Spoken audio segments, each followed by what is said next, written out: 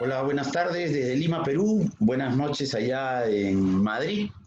Hoy nuevamente con el programa para conversar un poco sobre las políticas neoliberales en tiempos de COVID-19, este tema de la pandemia que viene involucrando a todo el mundo y que ha desnudado prácticamente las políticas públicas que se vienen implementando en diversos países tanto de Europa como de América Latina. Para hoy hemos invitado a Orlando Romero, él es consultor del municipio de Barcelona en Venezuela, y también a Nora García Nieves, quien es responsable de África en el área internacional del Partido Comunista de España y además activista feminista para conversar de estos temas.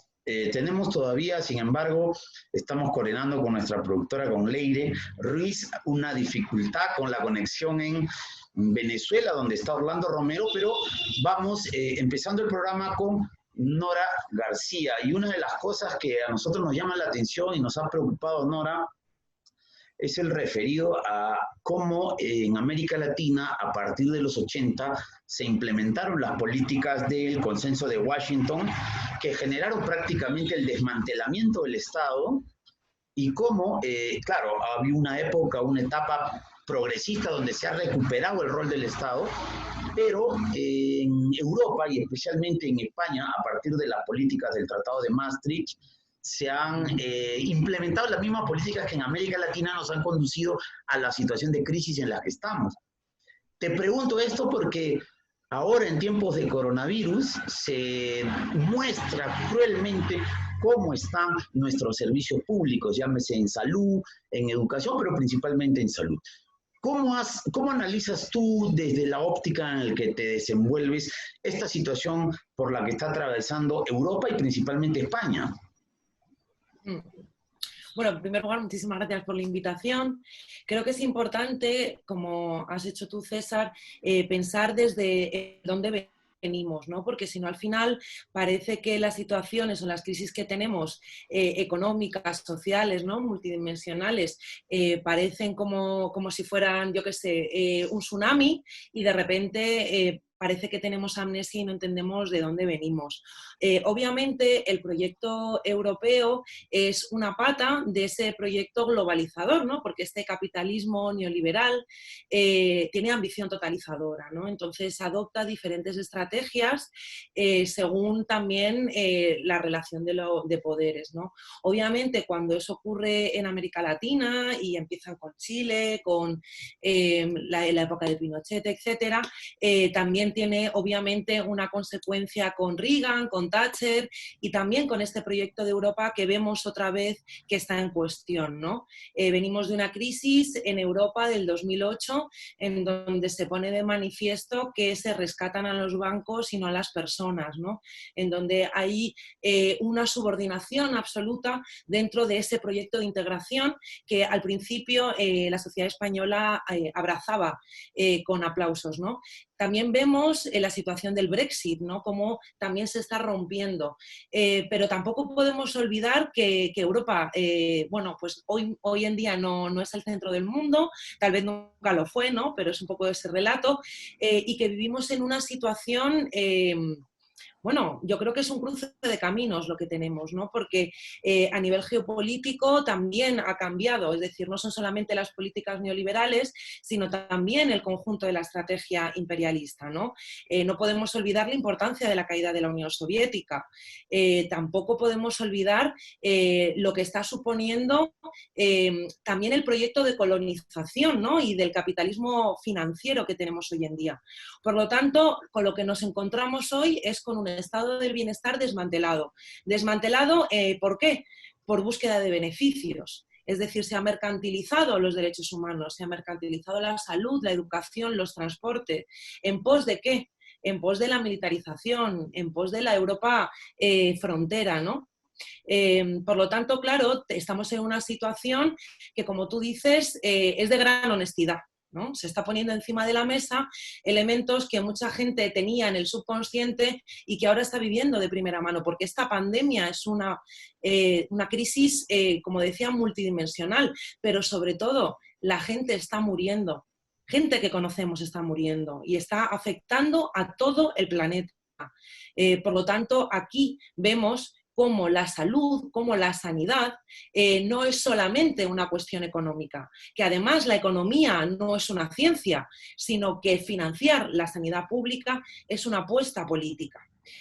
Por lo tanto, tenemos que entender que sigue habiendo lucha de clases, que hay gente que muere y hay gente que no muere. Tenemos que entender el contexto global, tenemos que entender qué está ocurriendo en el mundo con este sistema. Este sistema se evidencia que no funciona.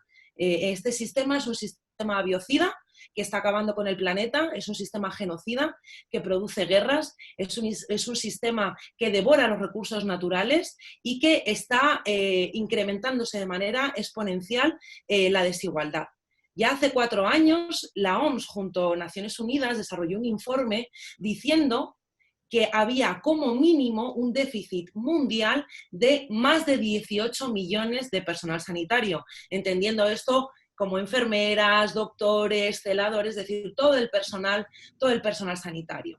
Entonces, además, el tema de la pandemia no es una novedad tampoco. Se sabe que puede haber pandemias, porque esta no es la primera que ha habido, pero nos ha tocado a nosotras y a nosotros, ¿no? ¿Qué ocurre con el dengue? ¿Qué ocurre con la malaria? ¿Qué ocurría con el SARS-2, ¿no? Por lo tanto, no ha habido previsión porque la prioridad es el beneficio económico y no la vida de las personas, ¿no? Sí, yo creo que la cosa se vuelve terrible y demuestra su crudeza cuando España, Italia y Francia llegan a tener en el pico más alto de esta situación más de 1.000 muertos por día, ¿no? Y creo que se expresa la crisis no solamente del sistema sanitario, sino principalmente del sistema político y económico que ha regido a todos estos gobiernos. Entonces, que es una similitud a lo que ha pasado en América Latina, pero en particular en el tema español, ¿cómo se ha manejado, cómo ha visto este tema de las políticas públicas en los últimos años, ¿no? Hasta ahora el gobierno de coalición entre Podemos y el Partido Socialista. Bueno, yo lo que creo es que al final el capitalismo sobrevive y absorbe discursos, ¿no? Y parece que hay momentos en los que te puede vender el feminismo o la ecología. Eso es lo que ha ocurrido en Europa.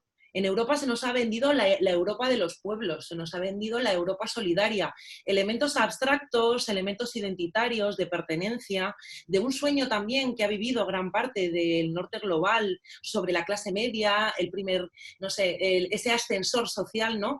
Que obviamente era mentira. ¿Y qué ha ocurrido? Como tú antes mencionabas el tema de Maastricht. Bueno, lo que ha ocurrido es que vivimos en una Europa que no es de los pueblos y no es solidaria. Es una Europa que no tiene una política fiscal común. Es una Europa en donde países como Países Bajos, ¿no? Como Holanda o como Alemania, no quieren mutualizar la deuda, ¿no? Eso es increíble, eso es como decir que la culpa de la pandemia y de las muertes y de lo que ha ocurrido la tiene el pueblo español o el pueblo italiano. Es decir, ya no se puede vender esa ilusión neoliberal. También tenemos que entender cómo funciona Europa. Es decir, a cambio de una idea hemos vendido elementos fundamentales de la soberanía de los estados. Estados Unidos, de la crisis del 2008, sale imprimiendo billetes, ¿no? Nosotras no podemos hacer eso en el Estado español. Nosotros planteamos, por ejemplo, la necesidad de esa mutualización, la necesidad de esos eurobonos, ¿no? De esos coronabonos en este caso. ¿Y qué es lo que tenemos? Tenemos a países como Francia o como Alemania que se han quedado con la producción de Europa, ¿no? Que siguen siendo la fábrica, siguen siendo los que tienen un modelo productivo fuerte. Nosotras hemos vivido un proceso de desindustrialización, todo lo que es el sur de Europa. ¿Qué tenemos? Tenemos lo que nos han dejado, que es el turismo low cost, de gente que va en Uber, va a un Airbnb que gentrifica nuestras ciudades, precariza el mercado laboral, fundamentalmente de servicios, trabajos temporales, irregulares, economía informal, trabajo migrante para mantener la poca agricultura que tenemos, aparte destinada para la exportación, y vivimos un drama de modelo productivo en el sur de Europa. ¿Qué ha ocurrido? Bueno, pues que tenemos que pedir permiso, y en ese pedir permiso, porque ha venido una pandemia y, como tú dices, han muerto más de 900 personas al día durante los picos, tenemos que Alemania y Francia hacen acopio de mascarillas, porque la Unión Europea no tiene competencias en sanidad, ¿no? Es decir, yo qué sé, Holanda lo que hace es que da ventajas fiscales, y las empresas, por ejemplo, alguna de ropa famosa de España, se va allí. Y luego nos da lecciones y nos dice que no mutualiza la deuda. Además, se quedan con las mascarillas, mientras están miles de personas muriendo. Europa, obviamente, está en un cruce de caminos. Creemos que puede haber una Unión Europea desde la solidaridad, desde el internacionalismo, desde el respeto y también desde el ejercicio de la soberanía y del trabajo de tú a tú entre pueblos. Pero lo que está ocurriendo es que estamos encerrados en instituciones antidemocráticas, como puede ser el Banco Central Europeo, que al final, cuando hacen desastres, como por ejemplo lo que ha pasado en Grecia, en la crisis del 2008, sale Juncker a los años diciendo, nos confundimos, y ya está, y no pasa nada. Sin embargo, tenemos un país como Grecia destruido por generaciones. Sí, es verdad. Leire, ¿tú tienes alguna inquietud?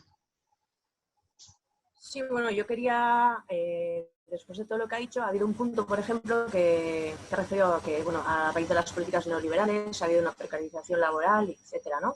Y quería un poquito aplicarlo a la perspectiva del feminismo.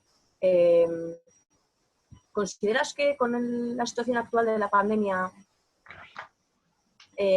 los cuidados, ese tipo de trabajo que está mal remunerado, que es muy precarizado, cómo lo está viviendo el feminismo? O sea, ¿cómo está siendo más discriminado ese tipo de trabajos y cómo lo ve el feminismo en ese sentido? Bueno, nosotras lo que creemos, al menos desde el partido y desde Izquierda Unida y desde el espacio amplio en el que trabajamos de Unidas Podemos, lo que nos hemos dado cuenta es que las crisis también redefinen los significados y el sentido común. Estamos viendo como cuando se habla de producción esencial, ahí estamos las mujeres, porque somos las cajeras de los supermercados, somos las cuidadoras de los dependientes, de la gente de la tercera edad, de los niños. Formamos parte de esos sectores estratégicos. Tú piensas que más del 80% del personal sanitario está formado por mujeres, ¿no? Es decir, estamos hablando de que lo que salva vidas está invisibilizado, no es de gestión directa de lo público, sino que son subcontratas que compiten a las instituciones estatales y que lo que puntúa es el precio, no la formación, ¿no? Y no tampoco las condiciones laborales de esas compañeras. Por lo tanto, lo que entendemos como sociedad, antes, como tú decías, desde el feminismo, la idea de los cuidados es muy importante, porque ha sido movilizadora, porque todas las mujeres nos pasan. ¿Qué ocurre? Que con este proceso conseguimos esas huelgas feministas, porque conseguíamos esa unidad de acción. Y ahora se ha ampliado con esta situación del COVID, y esa unidad de acción tiene mayor potencial, porque vivimos en nuestras carnes que quienes salvan la vida somos las mujeres, por cómo está feminizado todo el sector del cuidado. Por lo tanto, es el momento de descentrar los mercados, que es lo que viene a decir la economía feminista, de cambiar el foco del dinero a la vida, de que no todo puede estar mercantilizado, de redefinir lo público y las instituciones desde el desborde. Es decir, lo público tiene que ser objetivo y lo común, y también tiene que ser democracia y participación. Por lo tanto, en este sentido, todo el debate de los cuidados, que ya tiene bastantes años, que habla de la división sexual de trabajo, de las dobles jornadas, habla del uso del tiempo, ¿no? Es decir, de cómo al final en esta situación ha habido personas que han tenido que trabajar teletrabajar, que eso así va a suponer también un temazo de desregularización y de ruptura de la negociación colectiva y va a querer instaurarse para aumentar la precariedad, pero aparte hemos sido las mujeres, familias monomarentales, las que además hemos tenido que suplir todo el trabajo educativo, todo el trabajo de cuidados y hemos tenido que arriesgarnos a salir a las calles a primera línea de batalla. Por lo tanto, yo creo que ahí hay futuro, ahí hay consenso, ahí hay sentido común de la sociedad y que hacia ahí podemos crear esa construcción de esta unidad de acción para crear las condiciones para redefinir esas reglas del juego y poner la vida en el centro. Sí, bueno, Leire, te digo que ya hemos logrado un nivel de conexión con Caracas en audio. Esperemos que se mejore. Hay dificultad, producto dificultades técnicas que siempre pasan, pero bueno, vamos avanzando. ¿Crees que se redefinan mejor los conceptos de cuidados y el feminismo logre tener una participación, digamos, más activa o tenga otro enfoque? Tú mencionabas, por ejemplo, en un artículo, cuando señalabas que desde donde entendamos el feminismo, desde donde nos articulemos como feministas, podremos ayudar a definir mejor cuáles son nuestros retos y diseñar nuestro destino. Me pareció una cosa interesante, porque feminismos hay de diversas corrientes, ¿no? Hay algunos que defienden el feminismo de derecha también, lo han mencionado, y en las manifestaciones del 8 de marzo en España, la gente del Partido Popular iba a las marchas y se presentaban como feministas, ¿no? O sea, mucho tiene que ver desde dónde te ubiques y entiendes el feminismo. Esa relación con la política, la sociedad, el tema de cuidados y ahora en tiempos de pandemia, ¿hay que redefinirla? Bueno, yo lo que creo es que lo importante es que los hombres se sientan interpelados. Es decir, esto no es el tema, el discurso de los cuidados no es un discurso, sino que como en otros elementos, como puede ser la economía, la justicia, la ecología, el feminismo lo que aporta es una ampliación de las miras, un desde dónde se hace política y por lo tanto también trabajar una nueva estrategia y un nuevo horizonte que sea global, ¿no? Por ejemplo, nosotras con el tema de los cuidados definimos que incluso desde el primer mundo o el norte global no podemos seguir hablando de estado de bienestar, porque si no es bienestar para todas, no es bienestar. Por lo tanto, el feminismo... Un segundo, ya ahora sí creo que lo tenemos a Orlando Romero desde Caracas, ya logró la conexión, vamos a, ya para el parecer lo tenemos y eso es una grata noticia, porque Orlando, hola, buenas tardes, ahora sí ya te vemos y te escuchamos. Otra vez lo hemos perdido, pero bueno, acabemos, disculpa Nora, sino que nos parecía una cosa importante que Orlando te tenemos, ¿puedes darnos un mensaje por favor?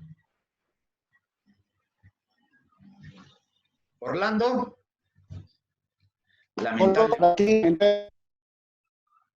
Orlando, ¿nos escuchas?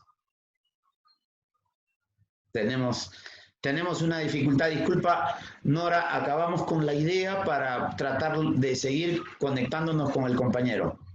Bueno, pues lo que iba diciendo era que lo más importante es entender que el feminismo lo que hace es ampliar la mirada y también redefinir elementos, ¿no? Es decir, el análisis feminista que se hace desde el feminismo marxista, que es a lo que yo me refería en ese artículo, ¿no?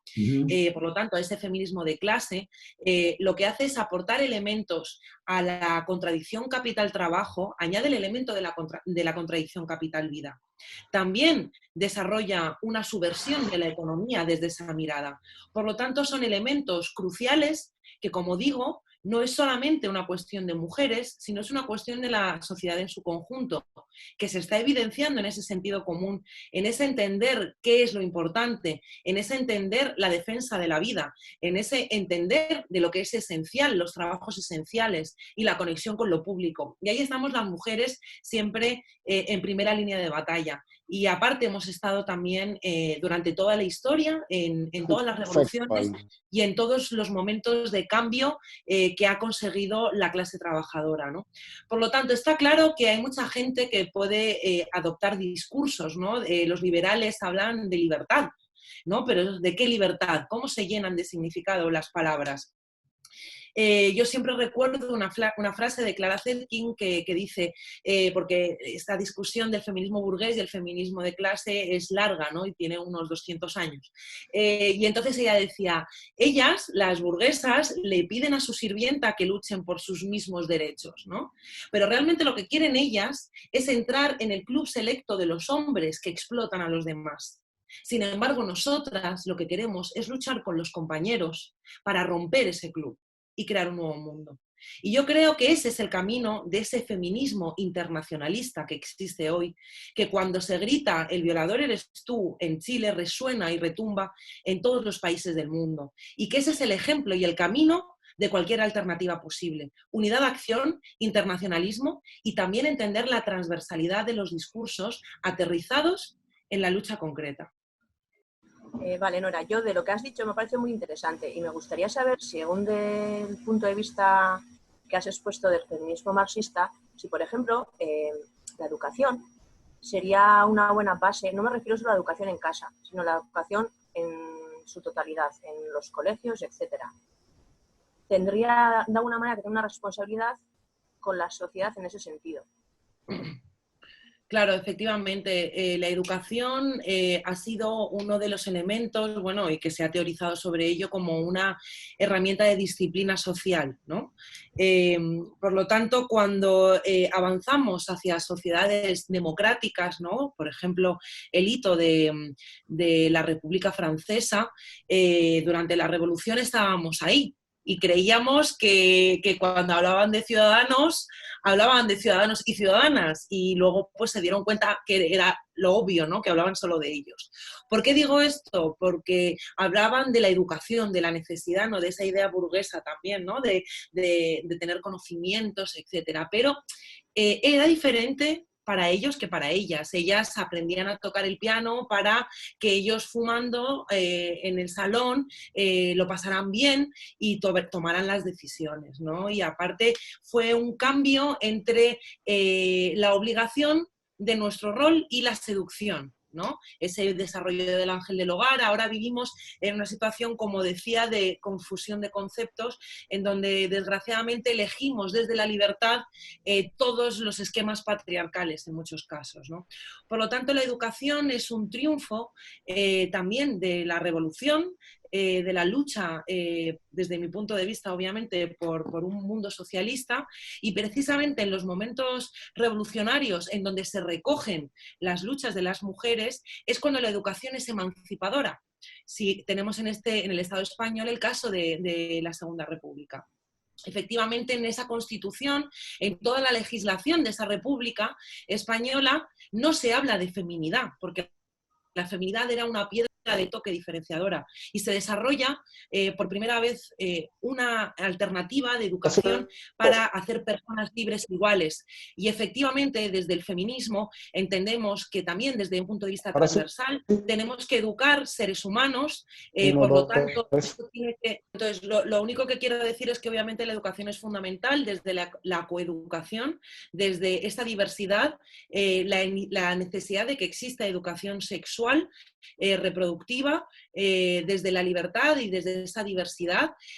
También es necesaria la memoria feminista y todos esos valores del ecofeminismo, del feminismo decolonial, que incorporan una nueva visión y una nueva narrativa en la historia, y también en los valores humanos y en el desarrollo de las artes, de también romper con ese maniqueísmo, ¿no?, que tenemos a nivel social, con ese rol de lo femenino y de lo masculino. Y por lo tanto, obviamente, desde el proyecto feminista de los cuidados es necesario desarrollar eso como una potencia pública y como un desarrollo para ese cambio socioeconómico que queremos. Y Nora, ha trastocado mucho este tema del coronavirus y ahora la inamovilidad, el tema de que ahora tanto papá, mamá o la relación entre padres e hijos haya cambiado notablemente, redefine los roles o redefine el concepto de feminismo en relación a los cuidados. Bueno, nosotras realmente no tenemos todavía como muchísimos datos, pero sí que hay un estudio de unas compañeras en Cataluña que hablan del uso del tiempo dentro de los cuidados en el hogar durante el confinamiento en el Estado español, y la realidad es que lo que vivimos es diferenciación en las relaciones.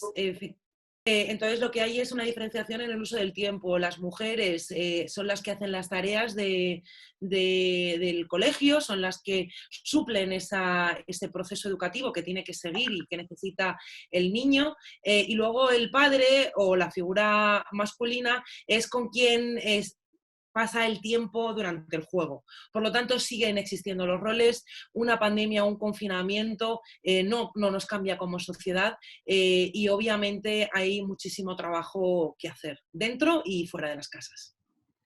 Okay. Leire, si tú tienes alguna pregunta más. No, yo ya me quedaría la pregunta un poco más centrada en el tema de hoy, pero ya de lo que ha dicho ya está, ya por ahora. Sí, Nora. Procedo a hacerle la última pregunta. Bastante interesante la conversación, pero para acabar, de repente para redondear un poquito más la idea, Nora, como decíamos, esto del coronavirus nos ha desnudado completamente y ha puesto de manifiesto no solamente la crisis de la sanidad, sino la crisis del sistema económico y político que ha regido estas décadas, ¿no? ¿Qué crees que se deba de mejorar? ¿Cuáles son las cosas que crees que a nivel social o en la sociedad va a cambiar y por ende en la política, ¿no? Debe de cambiar para tratar de encauzar esta situación que por un momento pensamos que se nos va de las manos, ¿no? Bueno, yo creo que el problema que tenemos es que ahora vivimos pensando en resolver la crisis del pasado. Es decir, ahora se están comprando un montón de mascarillas, pero no sabemos si en la siguiente pandemia vamos a necesitar mascarillas, ¿no? Por lo tanto, lo de mirar el futuro normalmente sale mal, porque, bueno, los poderes místicos, pues yo no creo en ellos. Yo desde un enfoque marxista que me otorga herramientas de análisis, lo que puedo entender es el tablero de juego que tenemos, y estamos, como decía, en esa crisis del sistema. Creo que no existen las varitas mágicas, creo que la única realidad que hay es la organización. Creo que a lo mejor no es algo fácil de atajar, pero es el único camino, ¿no? Hace falta, hay mucha gente que en ese rollo de ver el futuro y ver este colapso del capitalismo hablan como de esa consecuencia, ¿no? De repente, está colapsando el capitalismo, pues ya vamos a ir hacia el socialismo o hacia una transformación X que sea pues más solidaria y más justa. Bueno, la historia nos demuestra lo contrario. La historia nos demuestra que el capitalismo siempre sobrevive y siempre se resignifica, siempre encuentra nuevos nichos de mercado, y cuando tiene que sacrificar a parte de su capitalismo, lo sacrifica para superarse y sobrevivir. Por lo tanto, lo que tenemos nosotras que hacer en este momento de gran golpe al sistema neoliberal y también a sus valores de individualismo, de meritocracia, etcétera, etcétera, que pone de manifiesto este contexto de la pandemia, es que tenemos que ser capaz de empujar la balanza hacia esa transformación social y económica. Pero esto nos pilla con una posición desde la clase trabajadora que no es robusta, que no estamos organizadas, que no tenemos esa unidad de acción. El movimiento por la paz no era lo que era antes, y tenemos un riesgo de guerra muy grande. Tenemos un momento en el que seguramente, o todo parece indicar, que Trump puede ser reelegido. Tenemos a la extrema derecha aquí, tenemos unos medios de comunicación absolutamente copados, y vosotras y vosotros lo sabéis. Creo que este contexto solo tiene una salida, que es el internacionalismo, pero el internacionalismo no como un discurso, sino como una práctica política que tenemos que recuperar.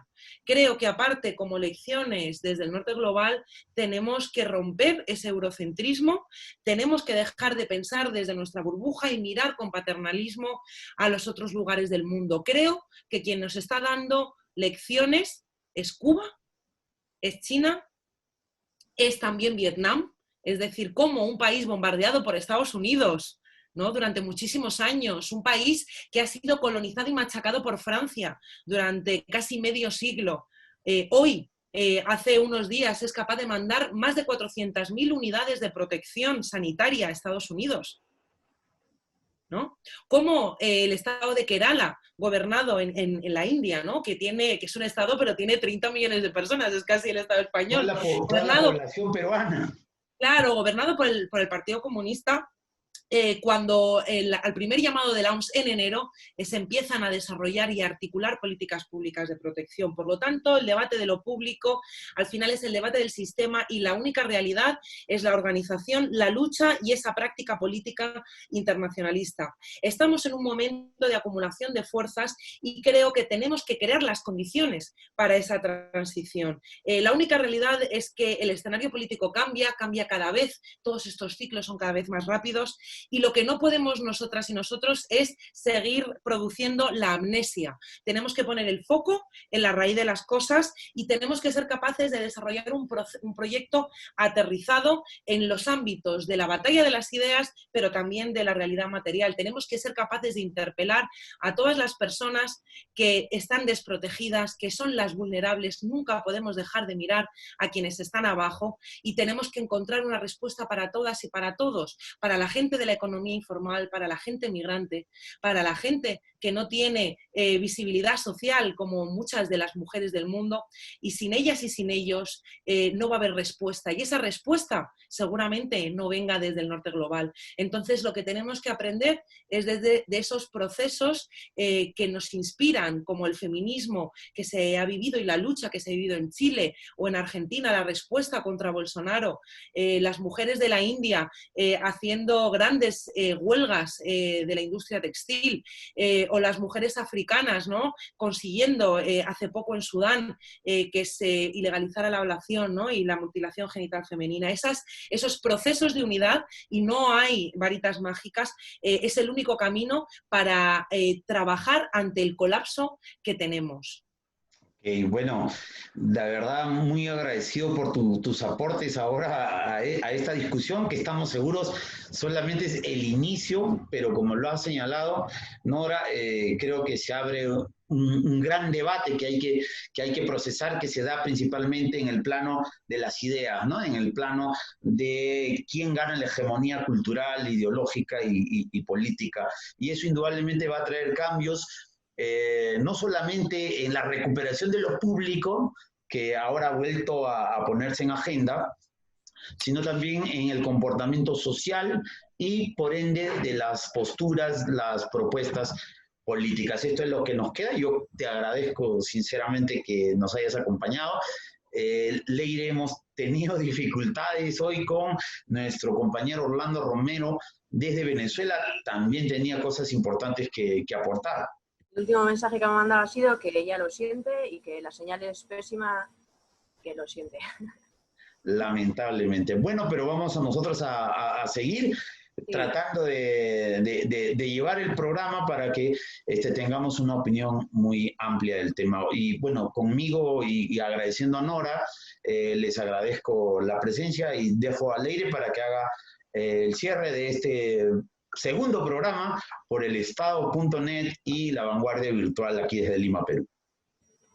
Pues agradecemos muchísimo a todas las personas que nos habéis seguido por las diferentes plataformas y os invitamos a que sigáis viéndonos y estaremos todos los miércoles con vosotros, si queréis, con temas nuevos de actualidad. Bien, muchísimas gracias, Nora. Gracias, Leire. Estamos en contacto. Gracias a vosotras. Hasta luego. Buenas tardes.